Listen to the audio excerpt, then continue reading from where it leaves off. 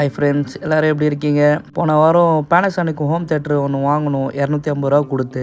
சரி, அதை வீடியோ எடுத்து போடலாம் அப்படின்னு இந்த வீடியோ உங்களுக்காக நான் எடுத்து போடுறேன். ஃபஸ்ட்டு இந்த பேனசானிக் நாங்கள் பார்க்கும்போது 400 கிட்ட சொல்லிகிட்டு இருந்தாங்க. நாங்கள் பேரம் பேசி ஒரு 200 கிட்ட கேட்டுட்ருந்தோம். ஆனால் அவர் தரலை. நான் ஒரு 250 ஃபைனல் பண்ணிக்கலான்னு சொல்லி பேசி வாங்கிட்டேன். அதுக்கப்புறம் அதை எடுத்துகிட்டு போயிட்டு ஒரு 10 ரூபா கொடுத்து செக் பண்ணலான்னு செக் பண்ணேன். செக் பண்ணுற இடத்துலையே ஆன் ஆகிடுச்சு. சரி, ஓகே, ஃபஸ்ட்டு ஸ்டெப் வந்து அது ஆன் ஆகிடுச்சு. அதுக்கப்புறம் இது ஒர்க்கிங் தான் அப்படின்னு சொல்லி நாங்கள் முடிவு பண்ணிட்டோம். அதுக்கப்புறம் பார்த்திங்கன்னா எஃப்எம் ஆன் பண்ணோம். எஃப்எம்மில் ஒரு மாதிரி சவுண்டு வர ஆரம்பிச்சிது. ஓகே, இது 100% ஒர்க்கிங்கில் தான் இருக்குது. ஆனால் ஒன்று என்ன பிரச்சனைனா, இது வந்து பட்டன் சரியில்லை. நான் வீட்டுக்கு வந்தோடனே கொஞ்சம் லைட்டாக தொடச்சி அந்த பட்டன்லாம் கொஞ்சம் க்ளீன் பண்ணி போடலான்னு எல்லாத்தையும் ரிமூவ் பண்ண ஆரம்பிச்சிட்டேன். நான் எப்படிலாம் அதை ரிமூவ் பண்ணுறேன்னு நீங்கள் கொஞ்சம் வீடியோவில் பாருங்கள். ஸோ ஃபைனலாக அது வந்து நல்லா படித்தா அப்படின்றத உங்களுக்கு காட்டுறேன் நான்.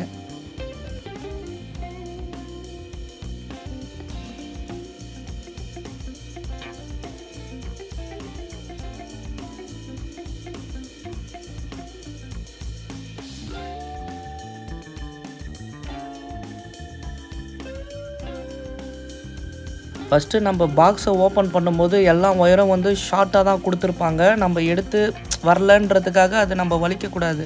பொறுமையாக எடுத்து அது எங்கெங்கெல்லாம் பின் பண்ணி வச்சுருக்காங்கன்றதை பார்த்து தான் நம்ம வெளியே எடுக்கணும். அதில் கொஞ்சம் கேர்ஃபுல்லாக இருங்க எப்போவுமே.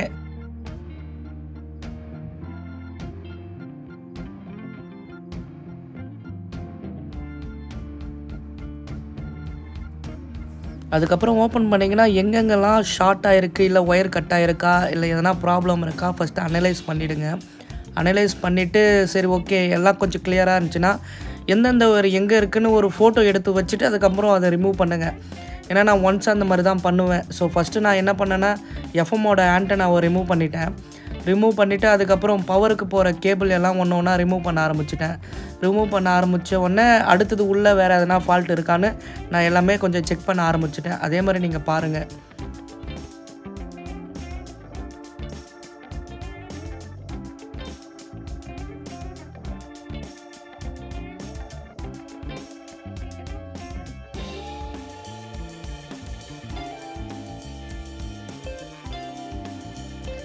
அதுக்கப்புறம் பார்த்திங்கன்னா நம்ம அது ஃப்ரண்ட் சைடு ஓப்பன் பண்ணணும். நீங்கள் ரிமூவ் பண்ண அந்த பாக்ஸுக்கு பின்னாடி உள்ளக்க பார்த்திங்கன்னா இந்த மாதிரி ஒரு நாபு மாதிரி கொடுத்துருப்பான்.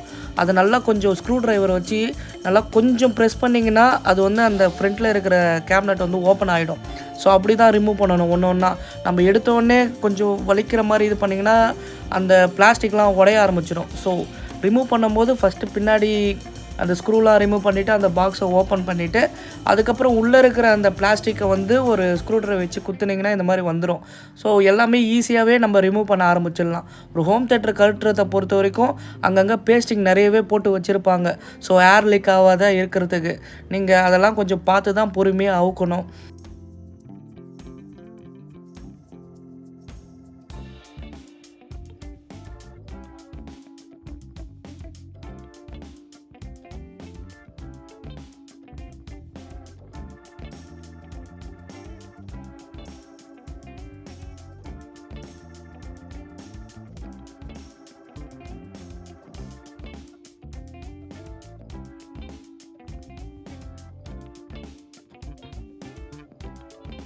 ஃப்ரண்ட்டோட கேபினெட்டை நான் என்ன பண்ணேன்னா சோப் போட்டு கொஞ்சம் வாஷ் பண்ணிவிட்டு கொஞ்சம் காய வச்சு க்ளீன் பண்ணிட்டேன். பார்க்க புதுசு மாதிரி ஆகிடுச்சு. இதை அப்படியே எடுத்து அங்கே மாட்டிடலாம்.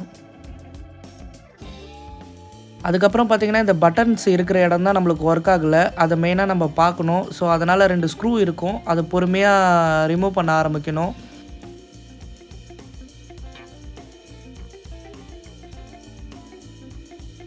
அதுக்கப்புறம் பார்த்திங்கன்னா இதில் வந்து டஸ்ட்டு நிறைய இருக்கும். அதுக்குள்ளாமல் அந்த பட்டனுக்குள்ளே வந்து துரு பிடிச்சிருக்கும். மெயினே அதுதான்.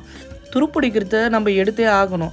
அதனால் நம்ம என்ன பண்ணணும்னா ஃபஸ்ட்டு டஸ்ட் இருக்கிறதெல்லாம் தொடச்சிட்டு பெட்ரோல் இருக்குது பார்த்திங்களா, பெட்ரோல் வந்து லைட்டாக ப்ரெஷ்ஷில் தொட்டு ஸோ அந்த பட்டன் இருக்கிற இடத்துல மட்டும் நம்ம கொஞ்சம் ஊற வச்சு தேய்ச்சோன்னா ஒரு பட்டன் ஒர்க் ஆகிடும். அப்படி இல்லைனா நம்ம அந்த பட்டன் ரிமூவ் பண்ணுற மாதிரி தான் இருக்கும். சால்ட்ரிங் வச்சு ஸோ அந்த பட்டனை எடுத்துகிட்டு நம்ம வேறு பட்டனை வந்து போடுற மாதிரி தான் இருக்கும். எனக்கு மோஸ்ட்லி அந்த பட்டன் ஓரளவுக்கு ஒர்க் ஆக ஆரம்பிச்சுது.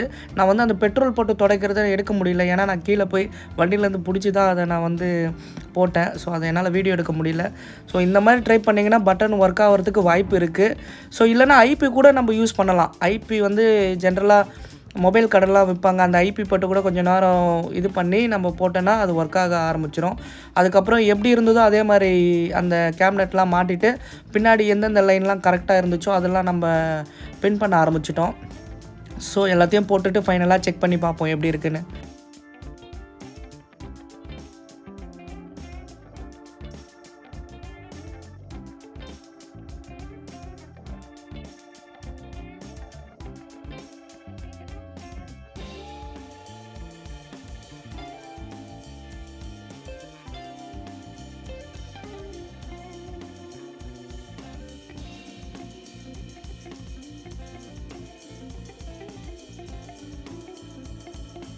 ஃபைனலாக நம்ம கரெக்டாக பின் பண்ணிட்டோமான்னு செக் பண்ணணும். இதுதான் மெயின்னு. நம்ம லைனை வந்து மாற்றி கொடுக்கக்கூடாது. லைனை மாற்றி குத்திங்கன்னா கண்டிப்பாக ஷார்ட் ஆகிறதுக்கு வாய்ப்பு இருக்குது. போர்டே போயிடும். அதுக்கப்புறம் நம்ம காசு கொடுத்து வாங்குறது வேஸ்ட்டாகவே போயிடும். ஸோ எங்கெங்கெல்லாம் நம்ம கரெக்டாக ரிமூவ் பண்ணமோ அதெல்லாம் வந்து கரெக்டாக பின் பண்ணிவிட்டு நம்ம வந்து அந்த பாக்ஸுக்குள்ளே 1லேருந்து ஒரு 2 தடவை நம்ம செக் பண்ணுறது வந்து நல்லது. ஸோ அதை செக் பண்ணிவிட்டு நம்ம அந்த பாக்ஸை வந்து மூடிடணும்.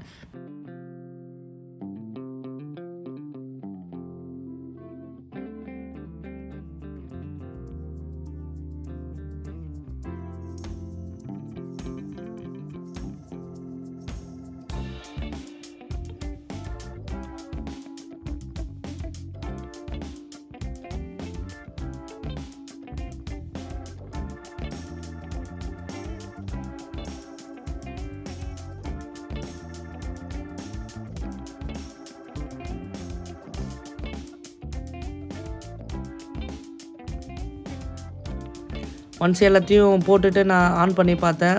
ஸோ ஆன் ஆகிடுச்சு கரெக்டாக. ஸோ பட்டனும் எனக்கு வந்து ஒர்க் ஆக ஆரம்பிச்சிது. ஒர்க் ஆகிற சவுண்டே நீங்களே கேளுங்க லைவாக. ஒரு சாங்கு வரும். அந்த சாங்கை நீங்கள் கண்டுபிடிங்க. ஸோ அந்த சாங்கை நான் ஃபுல்லாக போட்டேன்னா காப்பிரைட்ஸ் வாங்கிடுவாங்க. ஸோ அந்த சாங்கு என்ன சாங்குன்னு நீங்கள் கமெண்ட் பாக்ஸில் கண்டுபிடிச்சி சொல்லுங்கள் எனக்கு.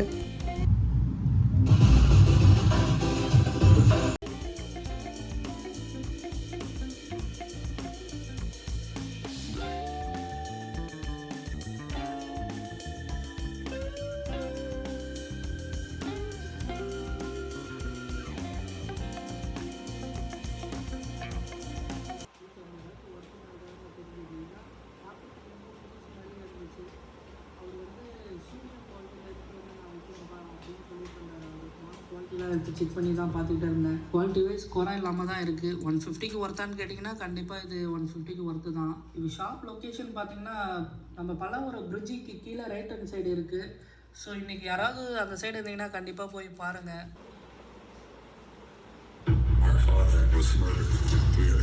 எனக்கு நல்லாவே 2 ஸ்பீக்கர் ஒர்க் ஆகுது. ஸோ பேஸு பார்த்திங்கன்னா வேறு லெவலில் இருக்குது. பேஸ் குவாலிட்டி சவுண்டு பார்த்திங்கன்னு வச்சிங்களேன் அப்படியே கிறிஸ்டல் கிளியராகவே இருக்குது. படம் பார்க்கும்போது அப்படியே துல்லியமாக கேட்குது. ஸோ பேஸும் பார்த்திங்கன்னா அப்படியே ஒரு வீடு ஃபுல்லாக ஒரு தேட்டரோட எஃபெக்ட் எனக்கு நல்லாவே கொடுத்தது. இது பார்த்திங்கன்னா இந்த பேனசானிக்லே சின்னதாக தான் இருக்கும். ஆனால் சவுண்டு குவாலிட்டிலாம் இது ரொம்பவே நல்லாவே இருக்கும் இந்த மாடல் மட்டும். எனக்கு 250 ரூபாலே ஹோம் தேட்டர் ஒன்று ரெடி ஆகிடுச்சு. ஸ்பீக்கர்லாம் பார்த்திங்கன்னா அங்கேயே ஒரு 200 கொடுத்து வாங்கினேன். சாம்சங்கோடது ஒரிஜினல் தான் இதுவுமே. ஸோ இதெல்லாம் போட்டு நான் ஒரு 500 ரூபாய்க்கு ஒரு ஹோம் தேட்டர் ரெடி பண்ணிட்டேன் வீட்டுக்கு. உங்களுக்கு யாருக்காவது ஹோம் தேட்டர் தேவைப்பட்டால் பல்லாவரம் சந்தையில் போய் செக் பண்ணி வாங்கிக்கலாம். ஒரு 500 ரூபா எடுத்துகிட்டு போனாலே ஒரு ஹோம் தேட்டர் வாங்கிக்கலாம் தாராளமாக.